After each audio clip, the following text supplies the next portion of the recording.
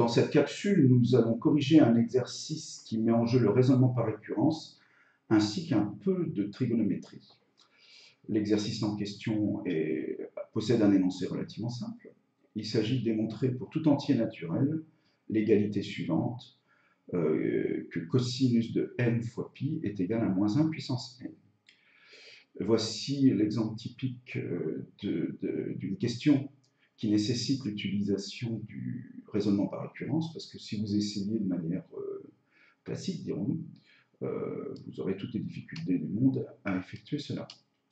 Donc nous allons commencer, et par souci d'esprit de concision et puis de simplification de la rédaction de notre exercice, nous allons donner un nom à la propriété que nous avons à démontrer pour un n donné. Cette propriété étant approuvée pour tous les n. Donc je l'appelle Pn. La propriété cosinus n pi égale moins 1 puissance n pour un entier naturel n donné.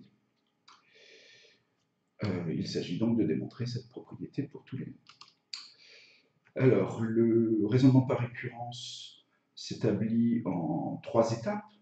La première, dite étape d'initialisation, qui consiste à prouver la propriété Pn pour le premier indice concerné. Là, comme il s'agit de démontrer cette propriété pour tous les entiers naturels n, on démarre à 0. Donc il faut prouver cette égalité lorsque n égale 0. Pour prouver l'égalité, je vais calculer la valeur du membre de gauche lorsque je remplace n par 0. Et puis, je ferai de même avec le membre de droite et je comparerai les résultats. Le membre de gauche, ça fait cosinus de 0, parce que 0 fois pi, ça fait 0. Cosinus de 0, c'est égal à 1. Le membre de droite, c'est moins 1 puissance 0. Moins 1 puissance 0, ça fait 1. Ces deux nombres étant égaux, ça permet de conclure que la propriété 0 est vraie. La seconde étape d'un raisonnement par récurrence, c'est de prouver l'hérédité de la propriété.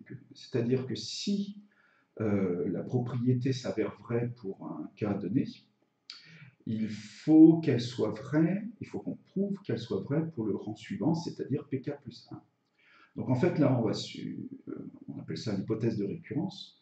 On va supposer que pour un cas entier naturel donné, la propriété pk soit vraie. C'est-à-dire que cosinus kpi est égal à moins 1 puissance k.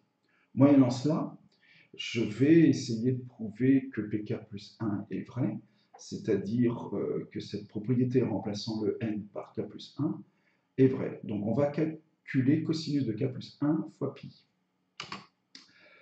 Dans un premier temps, on va développer k plus 1 fois pi, c'est-à-dire kpi plus pi, et on va utiliser la formule qui permet de calculer le cosinus de a plus b, dite formule d'addition. Cosinus de a plus b, c'est égal à cosinus de a fois cosinus de b, moins sinus 1 fois sinus b, pour a et b réel. Donc ça donne cela, appliqué à cette situation, à a égale kpi et b égale pi. Alors là, vous voyez qu'on va pouvoir, on connaît les valeurs de cosinus pi ainsi que de sinus pi. Cosinus pi, ça fait moins 1, sinus pi, ça fait 0.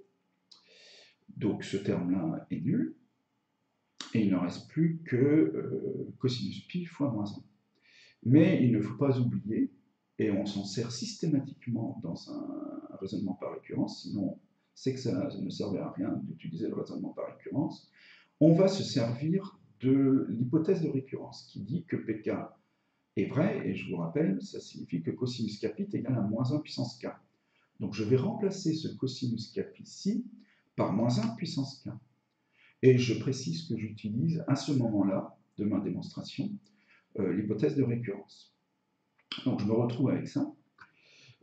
Moins 1, c'est comme si j'avais moins 1 puissance 1. Donc je vais pouvoir le réunir en une seule puissance de moins 1. Ça fait moins 1 puissance k plus 1.